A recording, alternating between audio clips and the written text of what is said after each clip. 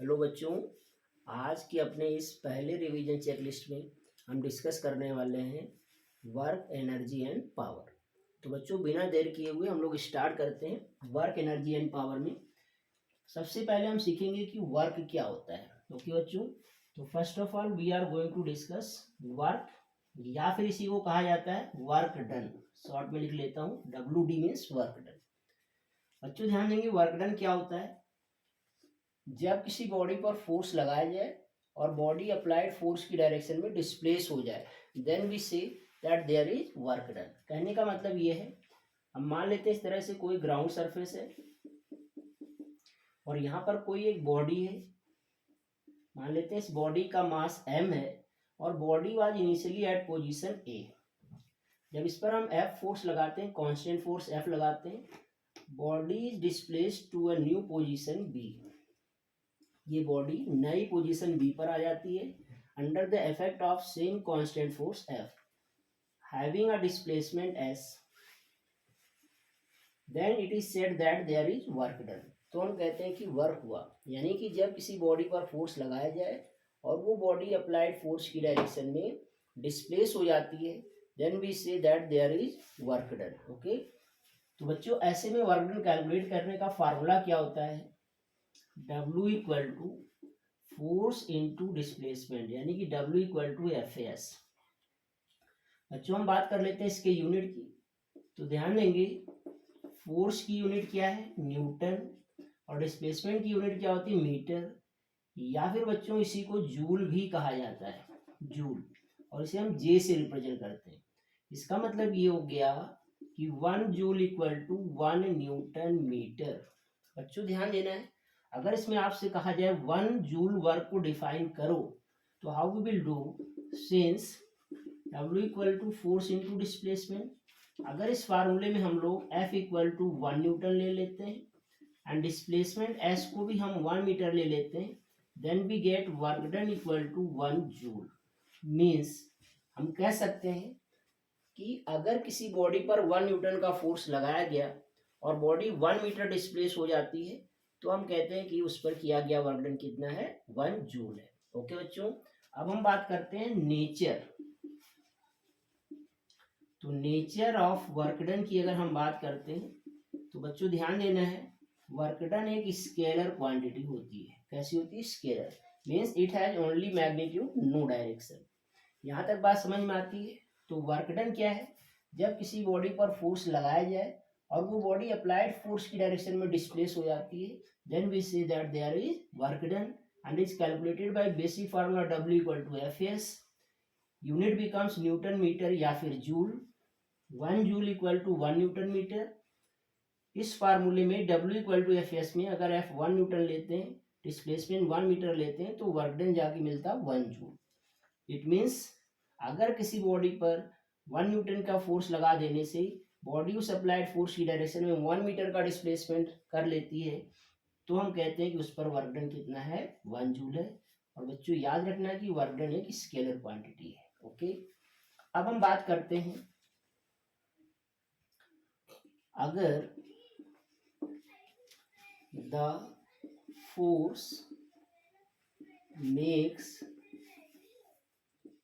an angle of theta with respect to displacement s, then, तो हम क्या करते हैं, मतलब बच्चों अगर अब कंडीशन ऐसी हो जाए, मान लेते हैं ये ग्राउंड सरफेस है और यहाँ पर कोई एक ब्लॉक था A लोकेशन पर, इस पर एक फोर्स लगाया जा रहा है F डिस्प्लेसमेंट से अदर डायरेक्शन में, और इस फोर्स के अंतर्गत बॉडी को नई पोजीशन B पर लाया जाता है under the same constant force F having a displacement S। और डिस्प्लेसमेंट के साथ ये जो फोर्स है ना, ये वाला फोर्स, अप्लाइड फोर्स, ये मान लो थीटा एंगल बना रहा है, तो ऐसे में वर्क डन कैसे कैलकुलेट किया जाता है, W इक्वल टू फार्मूला आ जाता है बच्चों अब FAS cos थीटा। ओके बच्चों, तो this is also known as general formula of work done. यहाँ पर F क्या है, अप्लाइड फोर्स है, S डिस्प्लेसमेंट है, और थीटा यहाँ पर क्या बच्चों, बहुत ध्यान देना है, theta is the angle between applied force and displacement, इसके बीच का एंगल होता है। क्लियर है बात, इसे हम लोग general formula of work done भी कहते हैं। अब बच्चों ध्यान देना है, 2-3 इंपॉर्टेंट पॉइंट्स हैं यहाँ पर, बहुत अच्छे से समझेंगे। यहाँ पर हम ध्यान देंगे, फर्स्ट स्टार पॉइंट, अगर हम ये कह दें कि फोर्स पैरेलल टू डिस्प्लेसमेंट है, मीन्स जो थीटा है वो कितना हो जाएगा बच्चों, 0 डिग्री। देन हम वर्क डन की बात करें W, तो W इक्वल टू फार्मूला लगाओगे एफ एस कॉस थीटा की जगह 0 डिग्री, और याद रखना प्यारे बच्चों, कॉस 0 की वैल्यू होती है 1, और इसे मैक्सिमम वैल्यू कहा जाता है। तो ऐसे में वर्क डन भी मैक्सिमम आता है, तो यहाँ पर W मैक्स लिख लिया जाता है, और कॉस 0 की औकात तो अब 1 हो गई, तो ऐसे में वर्क डन क्या आ गया बच्चों, एफ एस आ गया। यानी कि वो पहला सिचुएशन, जो बेसिक सिचुएशन मैंने बताया था यहाँ पर कि W equal to F S होता है, वो देखो यहाँ से आ जाता है जनरल फार्मूले से। तो आपसे 1 मार्क का क्वेश्चन यहाँ से पूछा जा सकता है कि किसी भी बॉडी पर किया गया वर्क डन पॉजिटिव है और मैक्सिमम कब होगा, तो आप कहेंगे जब किसी बॉडी पर फोर्स जिधर लग रहा हो उधर डिस्प्लेसमेंट हो रहा हो। Getting my point. नेक्स्ट, अगर बच्चों ये जो फोर्स लग रहा है F, वो पैरेलल ना हो करके परपेंडिकुलर टू द डिस्प्लेसमेंट हो जाए, मीन्स जो थीटा है बच्चों वो 90 डिग्री हो जाए, देन ध्यान देंगे क्या होगा, work done W equal to F S cos 90। और बच्चों ध्यान देना है, ये जो कॉस 90 होता है ना, इसकी वैल्यू 0 होती है, और ये मिनिमम वैल्यू होती है कॉस की। क्लियर है बच्चों। तो जब ये वैल्यू रखते हैं तो वर्क डन आ जाता है, कॉस 90 0 हो जाने से सब कुछ 0 हो जाता है, तो this is the minimum value of work done. तो बच्चों आपसे पूछा जा सकता है 1 मार्क केस में कि किसी भी फोर्स के द्वारा किया गया वर्क डन मिनिमम कब होता है, अर्थात 0 कब होता है, तो आप कहेंगे जब किसी बॉडी पर लगने वाला फोर्स डिस्प्लेसमेंट के साथ 90 डिग्री एंगल फॉर्म कर रहा हो। क्लियर है बच्चों। ध्यान देना, इसके बहुत सारे एग्जांपल्स हैं। जैसे आपसे कह दिया जाता है कि वाई अ पुली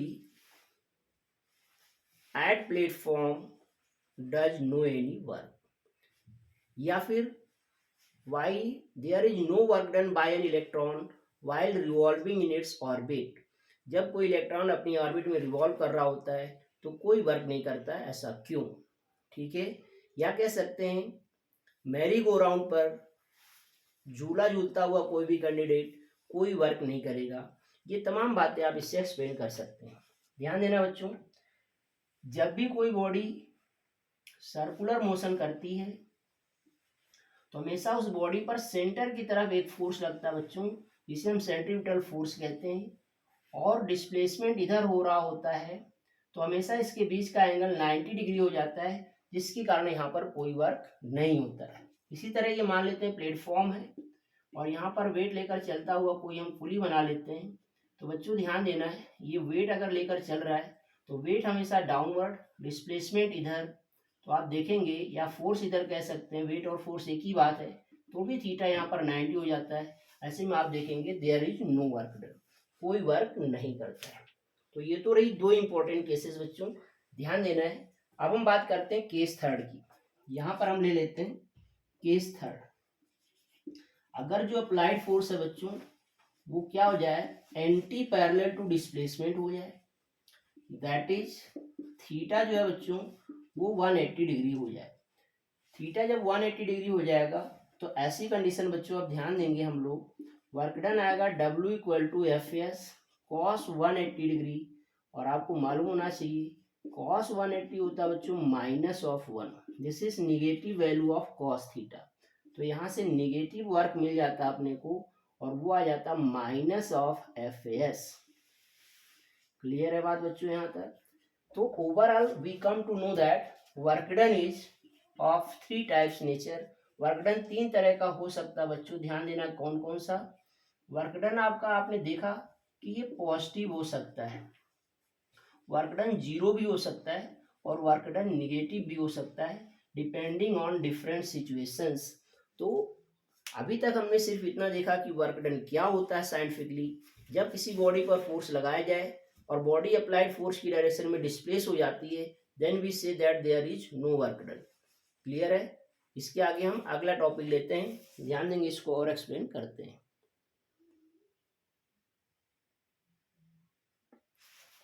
तो बच्चों हमने बात करी अभी वर्क डन के 3 सिचुएशंस। आपने देखा कि वर्क डन पॉजिटिव हो सकता है, जीरो हो सकता है और नेगेटिव हो सकता है।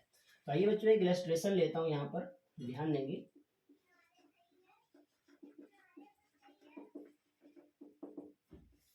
एक इलस्ट्रेशन लेते हैं, मान लेते हैं बच्चों कि पहले यहाँ पर क्या था, ऐसे ग्राउंड सरफेस है, ओके, और यहाँ पर कोई एक बॉल रखी हुई थी, सपोज दैट m मास की। क्लियर है बच्चों?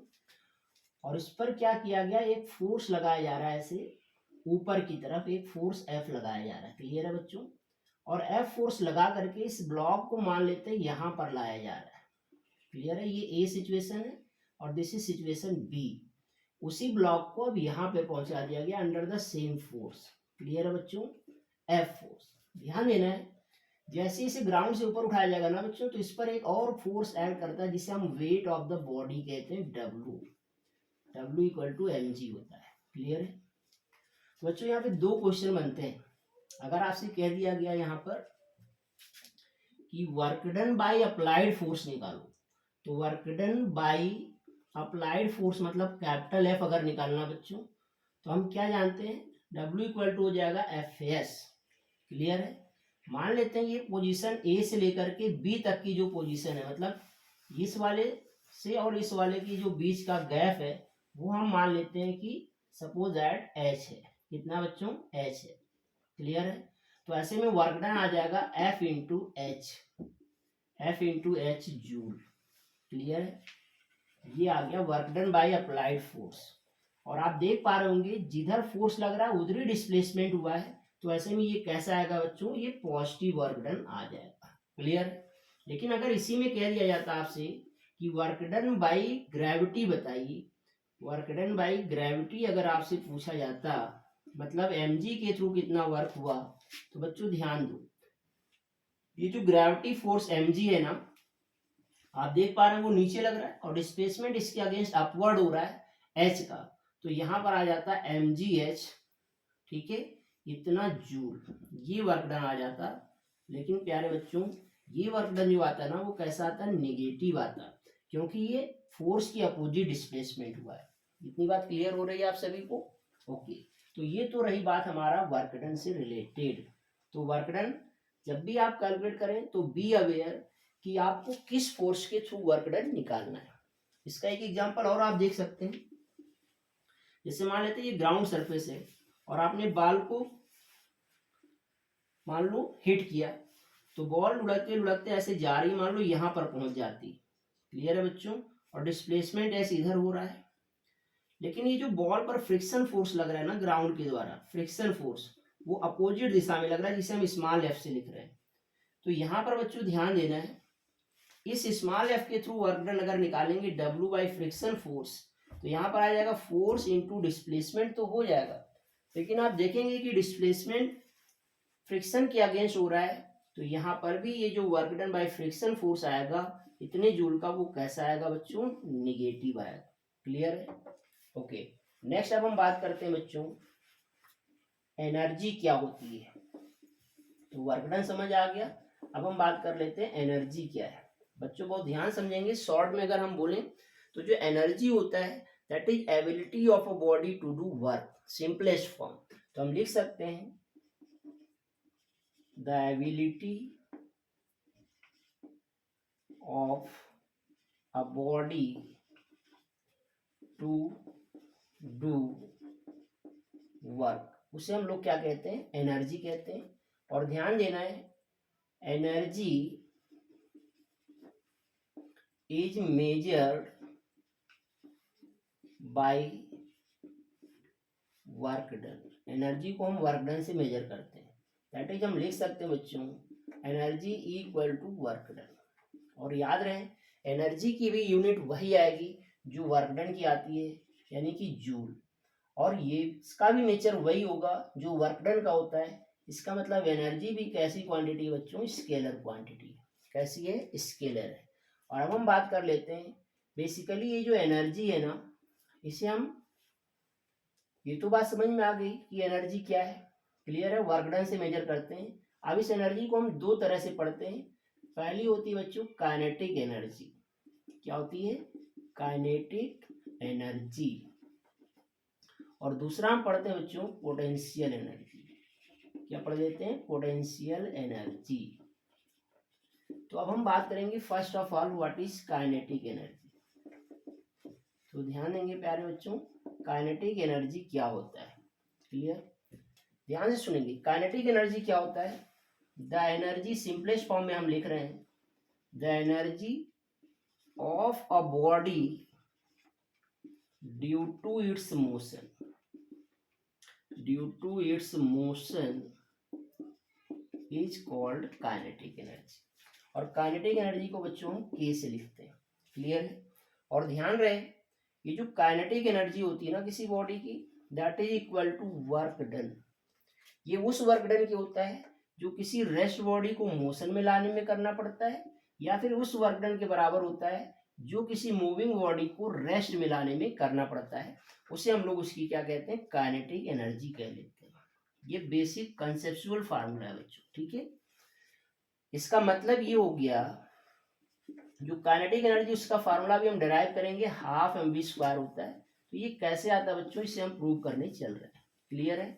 कैसे प्रूव करेंगे? ध्यान देंगे, इसे हम प्रूव कैसे करेंगे। तो हम हेडिंग डाल देते हैं छोटा सा प्रूफ। ओके? और इसमें हम बच्चों लेट कर लेते हैं। हमने मान लिया कि अपने पास कोई m मास की बॉडी है जो इनिशियली u वेलोसिटी से चल रही है। जब इस पर F फोर्स लगाया गया, s डिस्प्लेसमेंट के बाद मान लेते हैं इसकी वेलोसिटी v हो जाती है। क्लियर है? तो ऐसे में बच्चों सबसे पहले हम क्या करते हैं, थर्ड इक्वेशन ऑफ मोशन लगाते हैं। By third equation of motion क्या होता था? v² equal to u² plus 2as। अगर वेलोसिटी बढ़ती है तो हम प्लस लगाते हैं, और अगर घटती है तो माइनस लगाते हैं। तो बच्चों v² equal to u² plus का आ गया 2as। तो 2as इक्वल टू क्या हो जाएगा बच्चों? v² minus u²। हम पहले से मान लें कि बॉडी रेस्ट पर है, तो अगर रेस्ट पर है तो u यहाँ पर 0 रख लेंगे, क्योंकि रेस्ट से मोशन में ला रहे हैं। तो क्या मिल जाएगा? 2as equal to v²। तो s इक्वल टू मिल जाएगा बच्चों v² बाई 2a। ये तो आ गई डिस्प्लेसमेंट। अब हम वर्क डन लगा दें। वर्क डन का फार्मूला फोर्स इंटू डिस्प्लेसमेंट। तो वर्क डन इक्वल टू क्या हो जाएगा बच्चों? फोर्स की जगह रख लिया मैंने ma, और डिस्प्लेसमेंट की जगह रख दिया v²/2a। तो a से a निपटा दिया, बचा हुआ बचा दिया।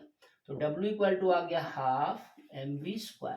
और ये वर्क डन ही क्या होता है बच्चों? Kinetic energy. तो k इक्वल टू आपने देखा क्या आ गया एक्सप्रेशन, हाफ mv²। जहां पर बच्चों m क्या है? उस मूविंग बॉडी का मास है, और v क्या है? Opted velocity. Clear? I think ये बात समझ में आ गई। तो काइनेटिक एनर्जी क्या होता है, ये बात समझ में आ गया। ये बात समझ में आ गया बच्चों। चलिए आगे बढ़ते हैं। अब हम इसी को और आगे इंट्रोड्यूस करते हैं। क्लियर है? कुछ करने की जरूरत नहीं है। तो बच्चों अभी हमने प्रूव किया, आपने देखा kinetic energy k equal to half mv²। This is very important formula बच्चों। इसमें क्या करना है, ध्यान देना है। पहली बात तो ये, काइनेटिक एनर्जी मास पर और वेलोसिटी पर डिपेंड कर रही है। तो kinetic energy directly proportional to mass. ये फार्मूला तब वैलिड होता है जब बॉडी की वेलोसिटी क्या हो बच्चों? कांस्टेंट हो, मतलब बॉडी एक फिक्स वेलोसिटी से मूव कर रही हो। तो दो बॉडीज की काइनेटिक एनर्जीज को अगर हम कंपेयर करते हैं तो k1/k2 इक्वल टू m1/m2 आ जाता है। दो बॉडी बच्चों अगर सेम वेलोसिटी से मूव कर रही हैं तो उस बॉडी की काइनेटिक एनर्जी ज्यादा होगी जिसका मास ज्यादा होगा। सिंस अगर m1 ग्रेटर देन m2 है बच्चों, तो इधर साइड के फ्रैक्शन का न्यूमरेटर डिनोमिनेटर से ज्यादा है, और बीच में इक्वलिटी साइन लगा हुआ है। इसका मतलब इधर भी फ्रैक्शन का न्यूमरेटर डिनोमिनेटर से क्या होना चाहिए? ज्यादा होना चाहिए। इसलिए हम कह सकते हैं k1 ग्रेटर देन k2। समझ आ गया होगा बच्चों। दूसरी रिलेशन ये है, kinetic energy directly proportional to v²। ये तब वैलिड है जब बॉडी का मास क्या हो? कांस्टेंट हो। मतलब एक ही बॉडी को पहले किसी और वेलोसिटी से मूव कराया जा रहा हो और बाद में उसकी वेलोसिटी चेंज कर दी जा रही, तो ऐसे सिचुएशन में उसकी काइनेटिक एनर्जी क्या हो जाएगी? क्लियर है बच्चों? तो ध्यान देंगे K1 upon K2 equal to हो जाएगा बच्चों V1 अपान V2 का होल स्क्वायर। क्लियर है? तो यहां से भी हम क्वेश्चन लगा पाएंगे। आई थिंक यहां तक बात समझ आ गई। अब आगे बढ़ते हैं। Relation between kinetic energy and momentum, P से रिप्रेजेंट करते हैं मोमेंटम को। बच्चों ध्यान देना है, सिंस वी नो दैट, हम लोग जानते हैं काइनेटिक एनर्जी के इक्वल टू फार्मूला बताया गया हाफ एम वी स्क्वायर। बच्चों इस रिलेशन में ऊपर नीचे हम एम से प्रोडक्ट करने वाले हैं, तो half M V square so पहले से ऊपर हमने एम से मल्टीप्लाई कर दिया और नीचे भी एम से मल्टीप्लाई कर दिया। अब फिर इसको काट मत देना, नहीं तो गलती हो जाएगी। क्लियर है बच्चों? फायदा क्या हुआ फिर मल्टीप्लाई डिवाइड करने का। अब देखो ये एम और ये एम स्क्वायर हो गया, तो के इक्वल टू हो गया half M square V square upon M. चूंकि बच्चों एम इंटू वी क्या बताया गया, मोमेंटम पी, तो यहाँ धर दो, तो के इक्वल टू क्या आ गया, पी स्क्वायर अपान 2m आ गया। बच्चों this is the formula for kinetic energy in terms of momentum, unit is still joule. और अगर मोमेंटम काइनेटिक एनर्जी के टर्म में चाहिए तो पी स्क्वायर इक्वल टू क्या बन जाएगा बच्चों, ट्वाइस एम के, तो पी इक्वल टू आ जाएगा अंडर रूट ट्वाइस एम के। क्लियर है बात बच्चों? आई थिंक यहां तक समझ आ गया होगा। अब आगे बढ़ते हैं। नेक्स्ट हम एक क्वेश्चन लेते हैं यहां पर बच्चों। क्वेश्चन ये है कि if the velocity of a body is halved, comma find its new kinetic energy, comma change in kinetic energy and percentage change in kinetic energy. This is the question. Okay, so how we will solve, let's see. बच्चों हम क्या करते हैं, हमने मान लिया कि body की जो इनिशियल वेलोसिटी है वो क्या है बच्चों, हमने मान लिया वो इनिशियल वेलोसिटी v है और बॉडी का मास m है। क्वेश्चन को पढ़ना चाहिए ध्यान से। पहले क्वेश्चन को पढ़ के ये लग रहा है कि बॉडी के मास में कोई चेंज नहीं हो रहा, सिर्फ उसकी वेलोसिटी में परिवर्तन हो रहा है। तो बच्चों मास तो m है, इनिशियल वेलोसिटी v है और फाइनल वेलोसिटी पहले की हाफ कर दी जाती है, यानी कि हाफ ऑफ v कर दी जाती है। तो बच्चों हम लिख लेते हैं पहले की काइनेटिक एनर्जी k1, यह आ जाएगा बच्चों हाफ m1 v1 स्क्वायर। तो ये आ गया हाफ m1 की औकात क्या है बच्चों, m है, v1 की क्या है, v स्क्वायर। तो this is initial kinetic energy k1। अब हम निकालेंगे फाइनल काइनेटिक एनर्जी k2, यह आ जाएगा हाफ m2 v2 स्क्वायर। तो बच्चों हाफ आज इट इज रख लो, m2 की औकात m ही रहेगी चूंकि m तो बदल नहीं रहा है, और v2 की जगह पर क्या है बच्चों, हाफ v का होल स्क्वायर। यहाँ पर बहुत ध्यान देना है, यहाँ पर बहुत गलती करते हैं बच्चा लोग, क्या कर देते हैं वो हाफ को अलग लिख देते हैं, वी स्क्वायर लिख देते हैं। ऐसा कदापि नहीं करना है, ठीक है, हाफ वी पूरे का होल स्क्वायर करना है। क्लियर है बच्चों बात? अब ध्यान देना इसको, तो K2 क्या मिल गया आपको, हाफ m, हाफ v का स्क्वायर करोगे तो v स्क्वायर बाई 4 मिलेगा। अब इस 2 और इसको मल्टीप्लाई कराने की जरूरत नहीं बच्चों, एज इट इज रहने दो, let this be equation second. अब हम लिखते हैं now by equations first and second. क्या लिख लेते हैं बच्चों, हम सेकेंड इक्वेशन को पहले लिखें तो K2 इक्वल टू लिखा हुआ हाफ, या हाफ को हम अंदर ले चलते हैं, 4 को पीछे कर लेते हैं तो 1/4 हो गया। ब्रैकेट में क्या बचेगा प्यारे बच्चों, हाफ m v स्क्वायर। और अगर आप ध्यान दे पाए तो इक्वेशन 1 से आप देखो हाफ m v स्क्वायर की औकात किसके बराबर है, k1 की। तो आप लिख सकते हो K2 equal to 1/4 of K1। मतलब ये पता चल गया कि अब काइनेटिक एनर्जी पहले की 1/4 हो जाएगी। तो न्यू काइनेटिक एनर्जी क्या हो गई बच्चों, पहले की 1/4 हो गई। ये तो बात समझ में आ गया इस क्वेश्चन का ये वाला पार्ट। अब कह रहा है चेंज इन काइनेटिक एनर्जी, तो बच्चों हम यहाँ निकालते हैं अब change in kinetic energy delta के। डेल्टा के कैसे आएगा बच्चों, final kinetic energy minus initial. तो डेल्टा के इक्वल टू फाइनल आ गया बच्चा लोग 1/4 K1 माइनस K1, ये तो सॉल्व करने आता ही होगा। डेल्टा की एलसीएम रख लो कितना 4, ये आ गया K1 माइनस आ जाएगा कितना बच्चों 4K1,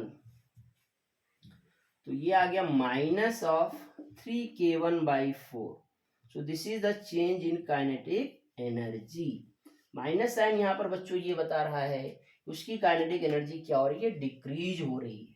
क्लियर है। और अब बच्चों अगर हम percentage change in kinetic energy निकालना चाहते हैं तो परसेंटेज कैसे आता है, change in kinetic energy upon original kinetic energy into में 100%। तो बच्चा लोग डेल्टा की औकात कितनी है 3K1/4 है,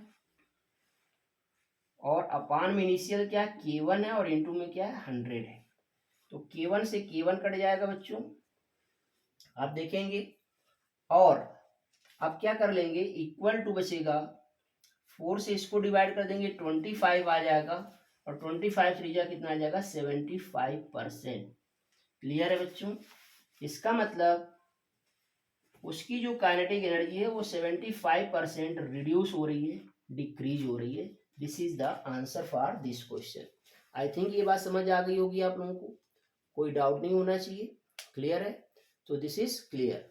अब आगे बढ़ते हैं, नेक्स्ट हम डिस्कस कर लेते हैं आप पोटेंशियल एनर्जी क्या है बच्चों, ध्यान देंगे। तो पोटेंशियल एनर्जी क्या होता है बच्चों, किसी भी बॉडी में जब उसकी स्पेसिफिक सिचुएशन या फिर स्पेशल स्टेट के कारण वर्क करने की क्षमता होती है या वो वर्क करता है तो उसे हम उसकी पोटेंशियल एनर्जी कह लेते हैं। क्लियर है।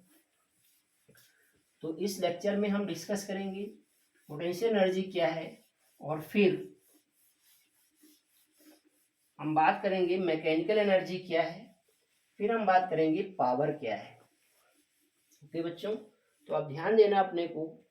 अब हम बात करते हैं पोटेंशियल एनर्जी।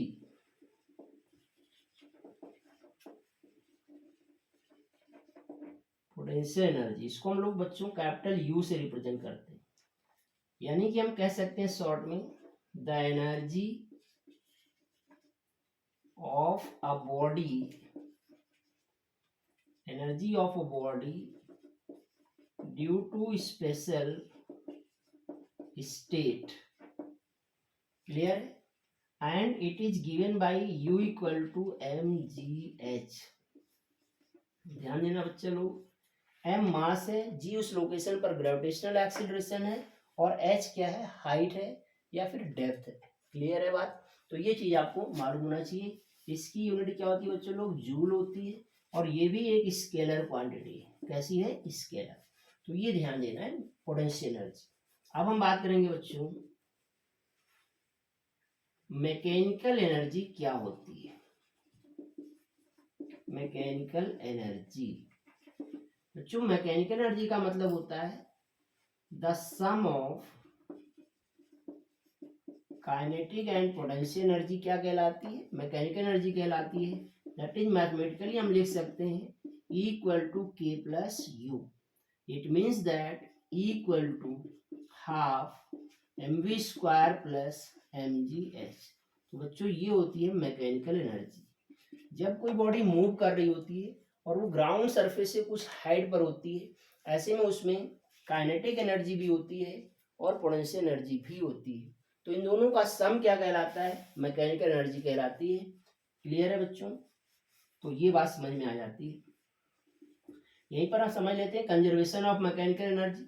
तो बच्चों ध्यान रहे, कंजर्वेशन ऑफ मैकेनिकल एनर्जी ये कहता है कि किसी भी मूविंग बॉडी की मैकेनिकल एनर्जी हमेशा कांस्टेंट रहती है, यानी कि E = कांस्टेंट। इसका मतलब ये है बच्चे लोग K+U = कांस्टेंट। तो इसका मतलब ये हुआ कि जब कभी दो क्वांटिटीज का सम फिक्स होता है तो अगर एक घटता है बच्चों तो इसका मतलब होता है दूसरा बढ़ता है, और अगर एक बढ़ता है तो इसका मतलब होता है दूसरा घटता है। मीन्स जब कोई बॉडी की काइनेटिक एनर्जी घटती है तो उसकी पोटेंशियल एनर्जी बढ़ रही होगी, और जब काइनेटिक बढ़ती है तो पोटेंशियल एनर्जी घट रही होगी। क्लियर है। सो this is all about energy, kinetic energy and potential energy and its conservation. Now we are going to talk about power. हम बात करते हैं बेटा पावर क्या होती है। तो ध्यान देंगे किसी भी बॉडी का time rate of work done उस बॉडी का क्या कहलाता है, पावर कहलाता है। क्लियर है बात। तो ये चीज आपको ध्यान देना है, पावर।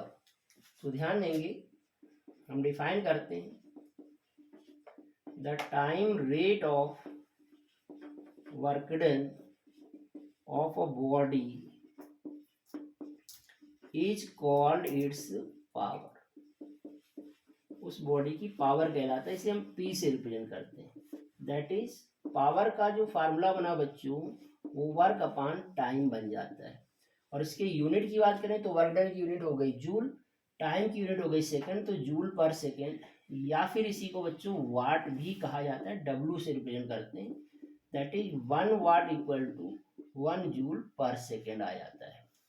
मतलब अगर इस फार्मूले में हम W इक्वल टू 1 जूल ले लें और time T equal to 1 second ले लें तो जो पावर है बच्चों वो आ जाता है 1 वाट। क्लियर है। और ये भी एक स्केलर क्वांटिटी होती है। कैसी होती है बच्चों, स्केलर क्वांटिटी होती है। नेक्स्ट थिंग यहाँ पर ध्यान देना आप, बट हम लोगों ने ध्यान दिया है कि वर्क डन का फार्मूला फोर्स इनटू डिस्प्लेसमेंट भी होता है। तो यहाँ पर रखते हैं वैल्यू, तो देखो क्या मिल जाएगा, P equal to F into S upon T. और एस अपॉन टी क्या होता है बच्चे लोग, वेलोसिटी होता है। तो ऐसी कंडीशन में हम क्या करते हैं, वेलोसिटी जब लगाते हैं तो F इंटू क्या आ गया, V आ गया। तो आपने देखा पावर का एक फार्मूला ये भी आ जाता है force into velocity, but unit अभी भी वाट ही रहती है। क्लियर है बच्चों। तो ये चीज आपको मालूम हो जाता है। अब एक चीज और ध्यान देना है यहाँ पर, इसके अदर यूनिट्स भी होते हैं। तो बच्चों अदर यूनिट्स क्या होती हैं, लाइक किलोवाट। तो 1 kilowatt equal to 10 to the power 3 watt होता है। मेगावाट भी होती है इसकी यूनिट। तो मेगावाट में क्या होता है बच्चों, 1 megawatt equal to 10 to the power 6 watt. और एक हॉर्स पावर भी होता है जिसे हम HP लिखते हैं। तो 1 हॉर्स पावर इक्वल टू होता है बच्चों 746 वाट। तो these are mutual relation of different units of power. Clear है। तो इतनी बात समझ में आ जाती है। अब हम बात करेंगे बच्चों, एक चीज ध्यान देना है,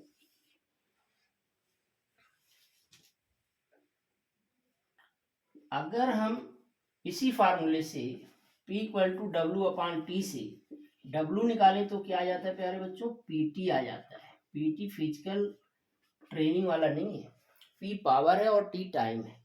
बच्चों अगर इस फार्मूले में हम पावर को किलोवाट में ले लें और टाइम T को अगर हम R में ले लें तो एनर्जी किस में आ जाएगी बच्चों, ये आ जाती है किलोवाट R में। और इसे हम लोग यूनिट कह लेते हैं, कैपिटल U, यानी कि 1 यूनिट इक्वल टू हो जाता है 1 किलोवाट R। ठीक है बच्चों, 1 किलोवाट R। और अगर हम देखें कि 1 किलोवाट R में कितने जूल होते हैं, तो 1 unit equal to 1 kilowatt R equal to 1 kilowatt into 1 R लिख सकते हैं। It means 1 U equal to 1 kilowatt का मतलब हो गया 10 टू द पावर 3 वाट। तो 10 टू द पावर 3 वाट और इंटू 1 घंटे में कितने सेकेंड बच्चों, पहले तो 1 घंटे में क्या हो गया 60 मिनट हो गया और 1 मिनट में 60 सेकेंड हो गया, तो 3600 सेकेंड हो जाता है। तो 1 यूनिट इक्वल टू लिख सकते हो 10 to the power 3 into watt की unit joule per second into इसे लिख सकते हो 3.6 into 10 to the power 3 second. बच्चा लोग सेकेंड से सेकेंड निपटा दो, तो 1 यूनिट इक्वल टू आ गया 3.6 इंटू 10 पावर 3 यहाँ 10 पावर 3 यहाँ, तो 10 टू पावर 6 जूल आ जाता है। यानी कि एक यूनिट में 3.6 into 10 to the power 6 joule होते हैं। बच्चों याद करो आप अपने घर में कितनी बिजली कंज्यूम करते हैं वो हम यहाँ से देखते हैं। आपके घर में, घर के बाहर मेन गेट पर एक मीटर लगा होता है। मीटर में क्या होता है, रीडिंग डिजिटली चल रही होती है। उसको आपको बताया जाता है कि हर मंथ में आपके यहाँ इतने यूनिट बिजली खर्च हुई, उस हिसाब से आपके यहाँ कंजम्पशन आता है जिसका बिल आपके घर के मुखिया को पे करना होता है। क्लियर है। तो नंबर ऑफ यूनिट्स कैसे निकलता है उसके लिए एक फार्मूला मैं यहाँ पे लिख देता हूँ शॉर्ट में, इस डिटेल में हम लोग क्लास 10th में पढ़ेंगे, बट यहाँ पर आप समझ लें कि नंबर ऑफ यूनिट्स कैसे निकलता है। इसके लिए फार्मूला होता है बच्चों वाट इंटू आवर्स अपॉन 1000। डायरेक्ट इससे यूनिट्स पता चल जाता है। या फिर इसी को ऐसे लिख सकते हैं volt into ampere into hours upon 1000। Okay बच्चों, तो यहाँ से हम लोग नंबर ऑफ यूनिट्स कैलकुलेट कर लेते हैं। उसके बाद अगर हमें बिल निकालना होता है, बिल कैसे निकलता है, तो बिल निकलता है रेट पर यूनिट यानी आरपीयू इंटू में नंबर ऑफ यूनिट्स कर लेते हैं बच्चा लोग। तो यहाँ से हम किसी भी घर में कंज्यूम होने वाले इलेक्ट्रिक का बिल कैलकुलेट कर लेते हैं। So thank you for this session only, and next will be discussed in next series. Thank you.